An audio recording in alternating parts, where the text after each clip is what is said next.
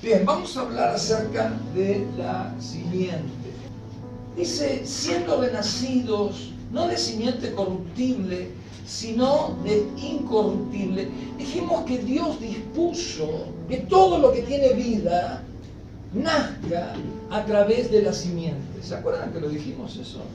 Todo lo que tiene vida, ya sea una planta en el reino vegetal, o ya sea en el reino animal, o el ser humano, si se engendra a través de la simiente.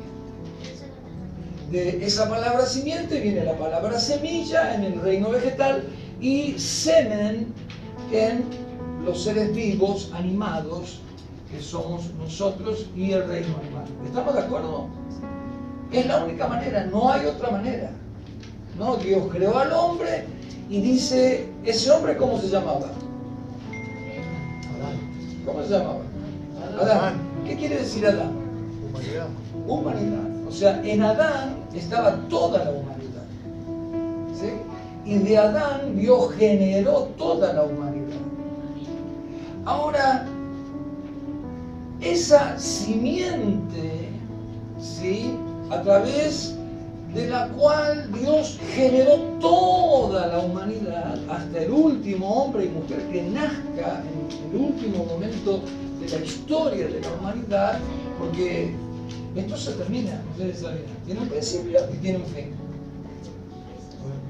Y cada uno de estos hombres, de estas mujeres, ¿sí?, fueron generados a través de, ¿qué cosa?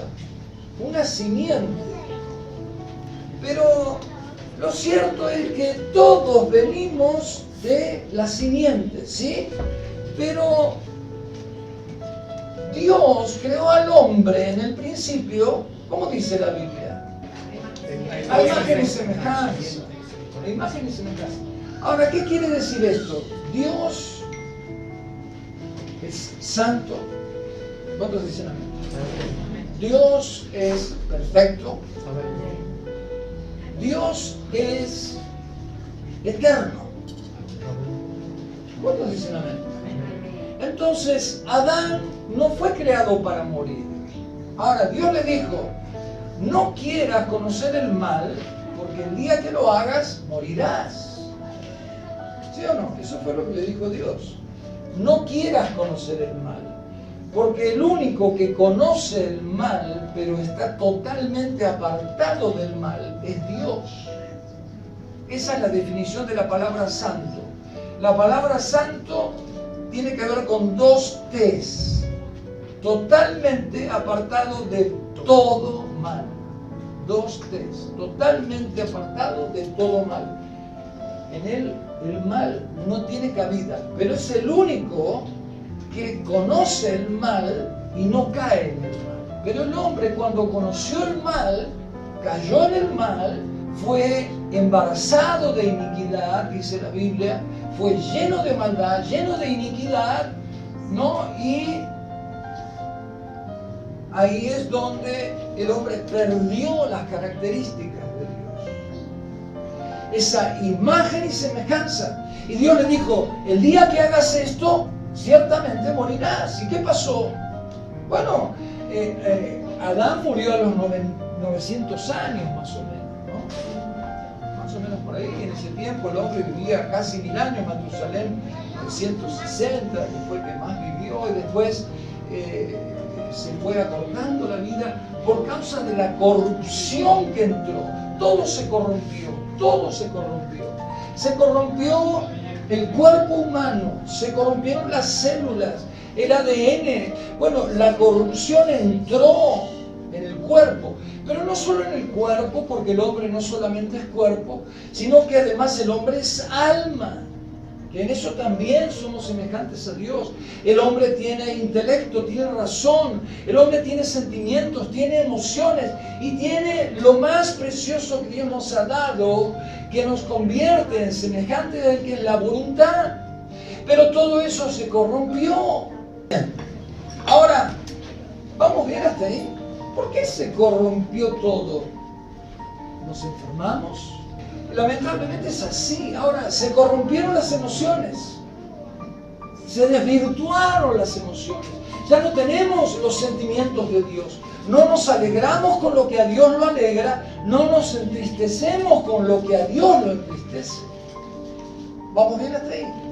No tenemos el deseo de hacer lo que Dios hace. Por eso Jesús nos enseñó a orar y decir: hágase tu voluntad y no la mía. ¿Sí o no?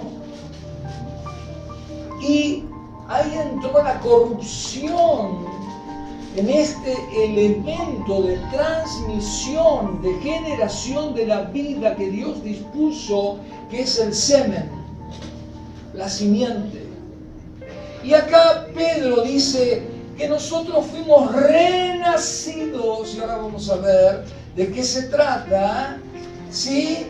No de simiente corruptible. O sea, nosotros estamos aquí porque nacimos de simiente corruptible. De nuestro papá de nuestro abuelo de nuestro bisabuelo y así, ¿no? Hasta Adán. Y lo que dice la Biblia es que nosotros, decí conmigo nosotros. Pero nosotros no son todos. Y ahora vamos a ver quiénes somos nosotros. Hemos renacido, o sea, hemos vuelto a nacer. ¿Sí? La palabra renacer, ¿sí? La definición es: hemos sido regenerados. Hemos nacido de lo alto, hemos nacido de arriba. Esta es la palabra en el griego que usó Pedro y que dice volver a nacer, lo que le dijo Jesús a Nicodemo, ¿se acuerdan? Leyeron ahí capítulo 3 de Juan, ¿no? Que se acerca un viejito y Jesús le dice: tenés que nacer de nuevo. No puedo volver al vientre de mi madre. No, lo que nació de la carne es carne. Lo que nace del espíritu es espíritu. Nicodemo, tenés que nacer de nuevo, si no, no vas a poder entrar al reino de los cielos. Entonces, renacer quiere decir nacer nuevamente. Quiere decir nuevamente. Y nacer, pero en el sentido de nacer de arriba, nacer de lo alto. Y también quiere decir ser regenerados. O sea, Dios generó a la humanidad en el Génesis, pero Dios le volvió a dar la oportunidad de ser regenerada a través de Jesucristo.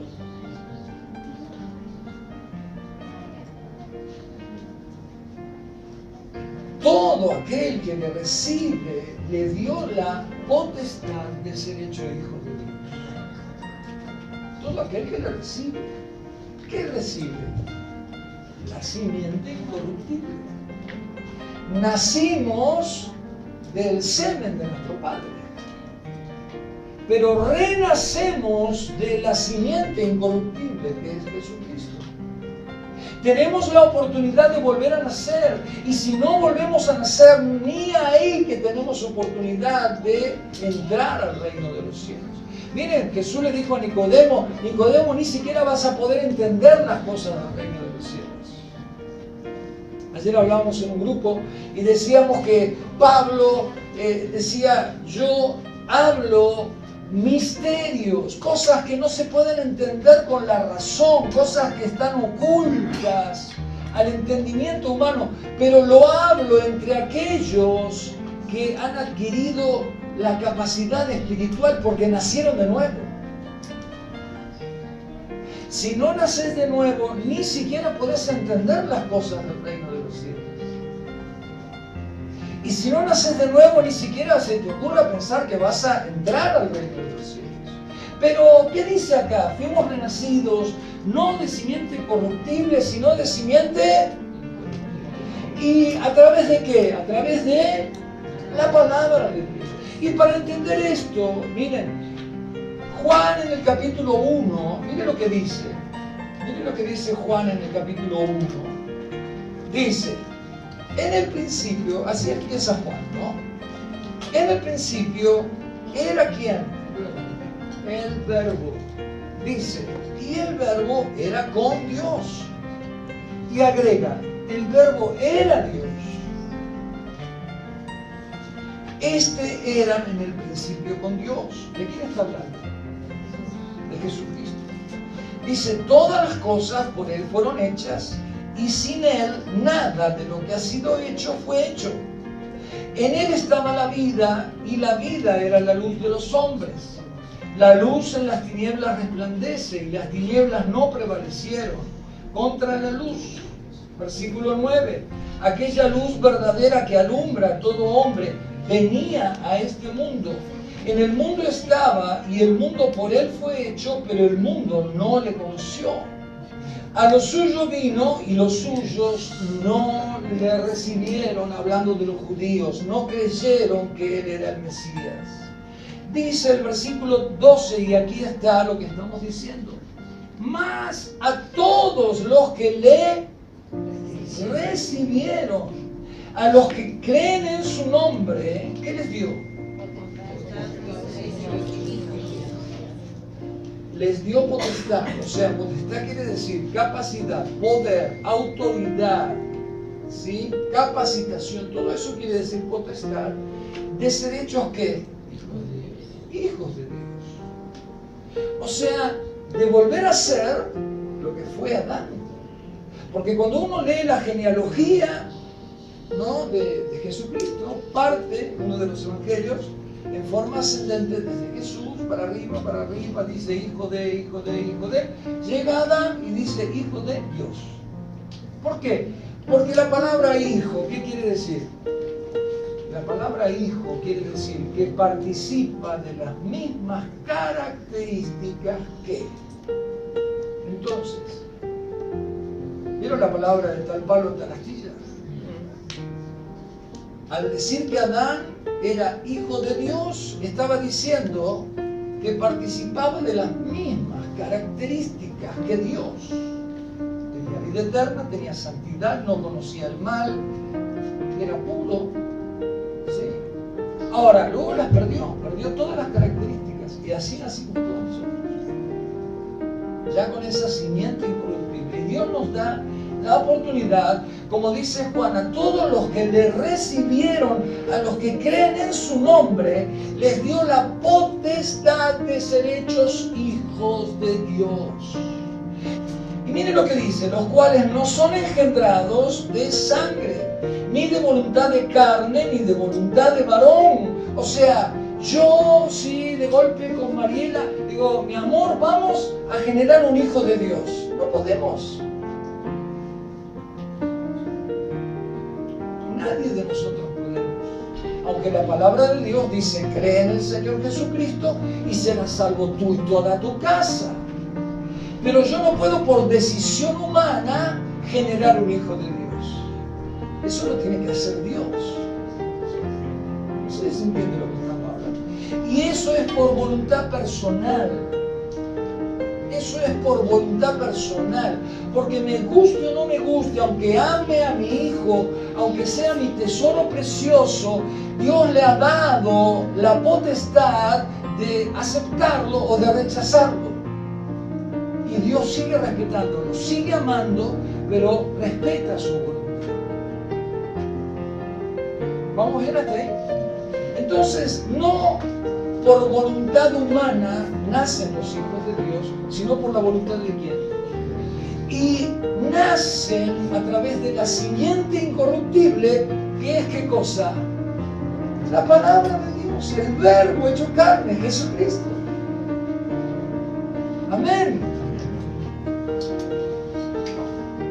Claro, Juan dice, Dios se hizo carne, habitó entre nosotros hace 2000 años, y Él habla acerca de la simiente prometida por Dios el día que el hombre cayó en pecado, y ahí sí podés ponerlo, Génesis 3:15. Y le dio estas palabras: voy a poner enemistad entre ti, o sea, entre Satanás y la mujer. ¿Entre qué cosa? ¿De qué estamos hablando? ¿Cuál es el título de la charla? La siguiente. Entre tu simiente y quién. Esta te herirá en la cabeza, aunque vos le vas a herir el talón en la cruz del Calvario. Pero Él te va a aplastar la cabeza, te va a destruir, te va a aniquilar. Es lo que hizo Cristo en la cruz del Calvario. La simiente prometida en Génesis 3:15, ¿sí?, apareció hace 2000 años. Primero Dios la deposita en la fe de Abraham, ahí por el año 2000. Y luego, hace 2000 años, viene la simiente, se hace carne, habitó entre nosotros. La simiente incorruptible. Ahora, la Biblia habla de dos simientes. La simiente del diablo y la simiente de la mujer. Y que habría enemistad entre una y otra. Ahora, aquel que le recibe, aquel que cree en su nombre. Jesús dijo, vayan por todo el mundo, prediquen ¿qué cosa? ¿Qué cosa? El Evangelio. ¿No? Y el que creyere, y fuere bautizado. Y el que no creyere, será condenado. Él mismo se condena.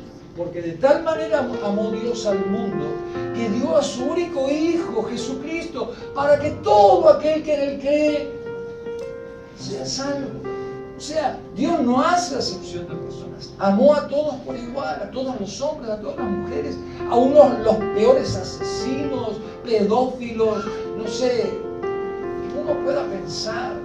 Todos los pecados los amó igual, y a todos nos dio la oportunidad de que si nos predican el Evangelio, que si nos dan la palabra de Dios, que si nos hablan de la simiente y la recibimos, ¿qué pasó? Y si la recibimos, entonces ¿qué pasa? Somos bautizados y somos salvos, y se nos da la potestad de ser hechos hijos de Dios. Vamos bien hasta ahí. Y dice, no son engendrados de voluntad de carne ni de sangre. No son engendrados. A nosotros como padres nos alegramos tanto cuando nuestros hijos se convierten al Señor, ¿no? Pero no depende de nosotros. Oramos por ellos, les enseñamos la palabra de Dios, les mostramos el camino. Después es decisión de ellos. No por voluntad de carne ni de sangre, sino por voluntad de Dios. Ahora, volviendo a Pedro, ¿no? Dice que fuimos renacidos no de simiente corruptible, sino de incorruptible por la palabra de Dios que vive y permanece para siempre. ¿No? Entonces, Jesús dijo esto: vayan por todo el mundo y prediquen ¿qué cosa? El Evangelio a toda criatura. ¿Y qué dice? El que creyere y fuere bautizado será salvo, más el que no creyere será condenado. Entonces Jesús nos dijo, vayan por todo el mundo, a toda persona, a toda criatura. ¿Y qué dijo Jesús que tenemos que hacer? ¿Qué tenemos que hacer? ¿Qué tenemos que hacer, Marina? ¿Predicar qué cosa? Predicar el Evangelio. ¿Vos qué predicas? Vos le decís, vení a la iglesia. No, seguramente. Vení porque Dios te bendice, Dios te salva, Dios te liberta, Dios te sana y ¿qué dijo Jesús? Andá y predicar ¿qué cosa? El Evangelio, la palabra de Dios. Predicar el Evangelio. Si creyere, y además ¿qué cosa? Fuere bautizado, será salvo. Y si no, será condenado. Vamos a ver un ejemplo y con esto terminamos. Vamos a ver esto rapidito. Un ejemplo bíblico de por excelencia predicó el Evangelio de Pablo. Primera de Corintios 2. Primera de Corintios 2.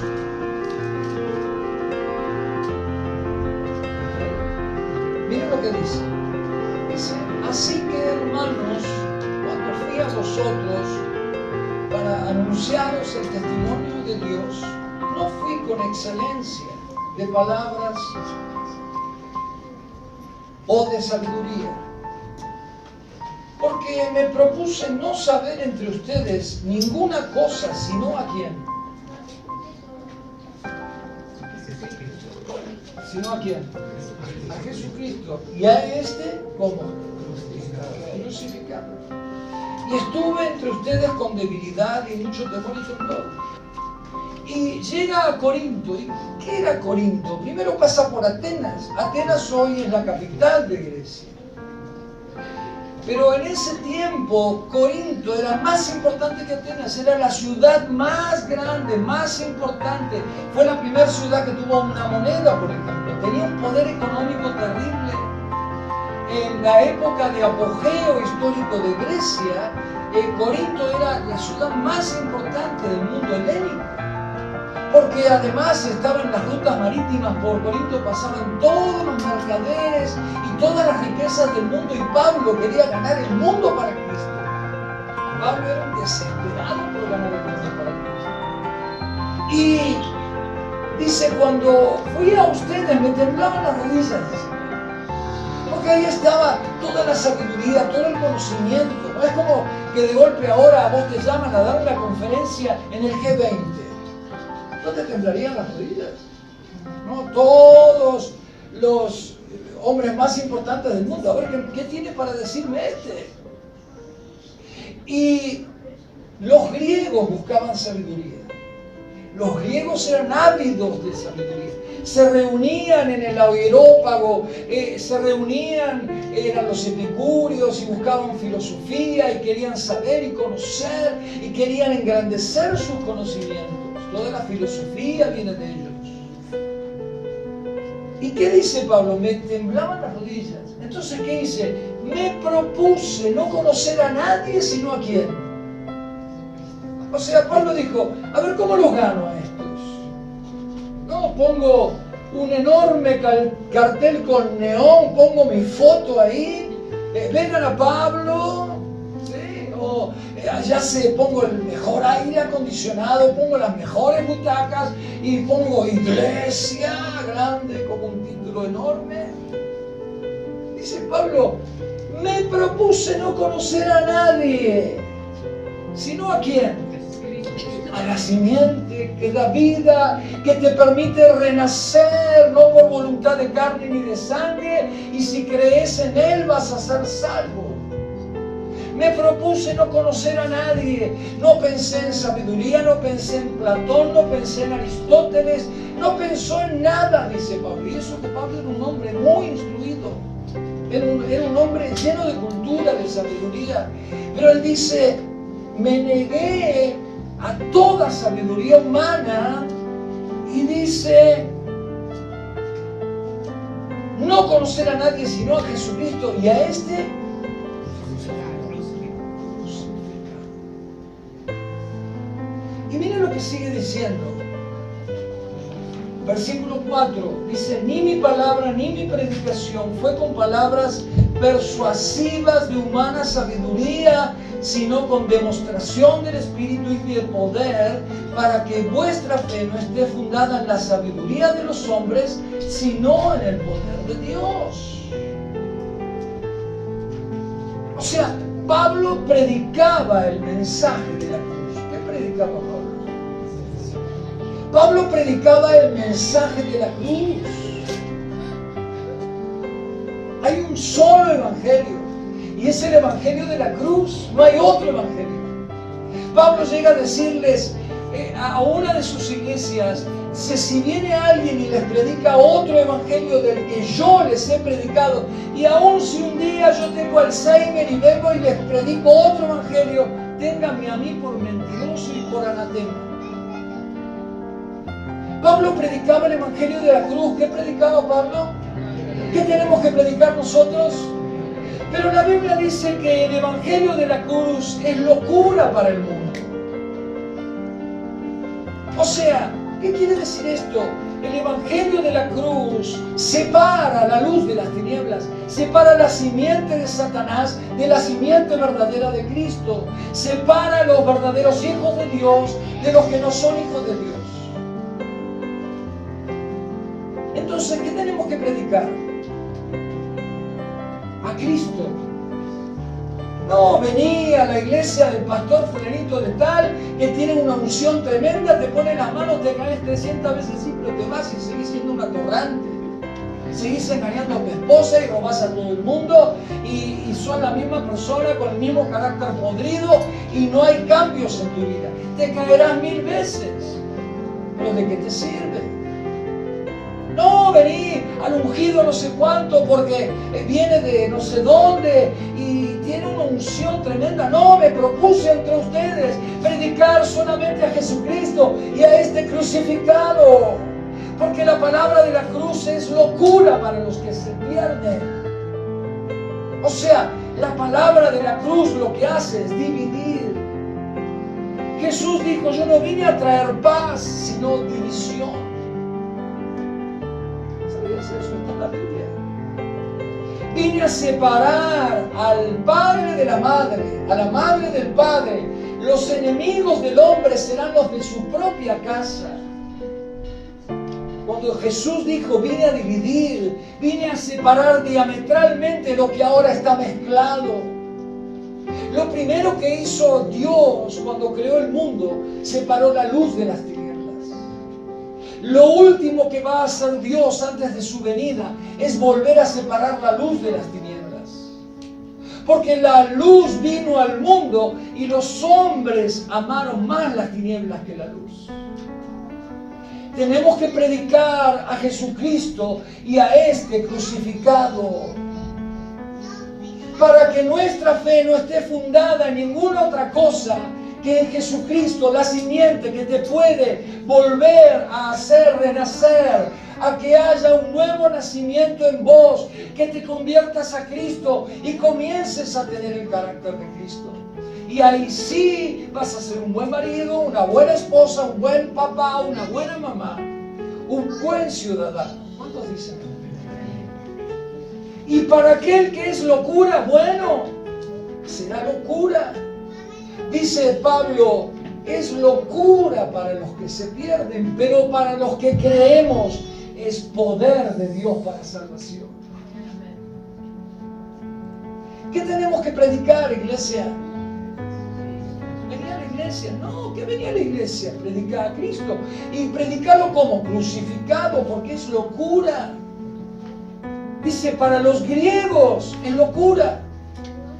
Para los judíos es tropezadero, porque los judíos esperaban a un rey que venía con un caballo a establecer el reino en Israel, el Mesías todopoderoso, y vino en un burrito humilde, pobre, nació en la ciudad más pequeña de Israel, en Belén, chiquitito, en un pesebre. A los suyos vino y no lo recibieron. Por eso dice, Pablo dice, para los judíos es tropezadero. Para los griegos que buscan sabiduría es locura, pero para los que creen, tanto judíos como griegos, es poder de Dios para salvación.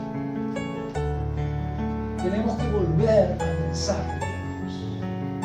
El mensaje de la cruz es el que separa la luz de las tinieblas. El mensaje de la cruz es el que te revela que sos un pecador y te hace arrepentir. El mensaje de la cruz es el que te convierte a Cristo. El mensaje de la cruz es el que hace que la simiente pueda entrar adentro tuyo y comenzar a dar fruto. Amén. Ahora mira lo que dice Salmo 119, versículo 126. Mira lo que dice. Y dice, tiempo es de actuar, tiempo es de hacer algo, oh Jehová. Cada vez que uno lee, oh Jehová, es como que la persona está clamando a Dios, hay un clamor dentro de esa persona, porque esa persona conoce a Dios, conoce el Espíritu de Dios, conoce el carácter de Dios y se duele cuando ve algo distinto. Y dice, tiempo es de actuar, oh Jehová. ¿Por qué? Porque han disipado tu ley. ¿Qué quiere decir disipado? Disipado quiere decir invalidar. ¿Qué quiere decir disipar? Disipar quiere decir derrochar, despilfarrar, malgastar. Eso es lo que quiere decir de disipar. Esto es lo que está pasando en la iglesia actual, queridos hermanos. Se ha disipado el Evangelio para que nadie se ofenda, para que nadie se vaya de las iglesias. Porque nos importa que haya mucha gente, pero no que realmente sean hijos de Dios. No que se conviertan, no que empiecen realmente a amar a Dios por sobre todas las cosas y que se decidan si van a amar a Dios o van a amar a las tinieblas. Y el salmista dice, tiempo es de hacer algo, Dios. ¿Y cómo lo han disipado? Dejando de predicar el mensaje de la cruz, dejando de predicar a Cristo, predicando doctrinas humanas, predicando métodos, los 5 puntos para el éxito cristiano. Edificar con paja, edificar con madera.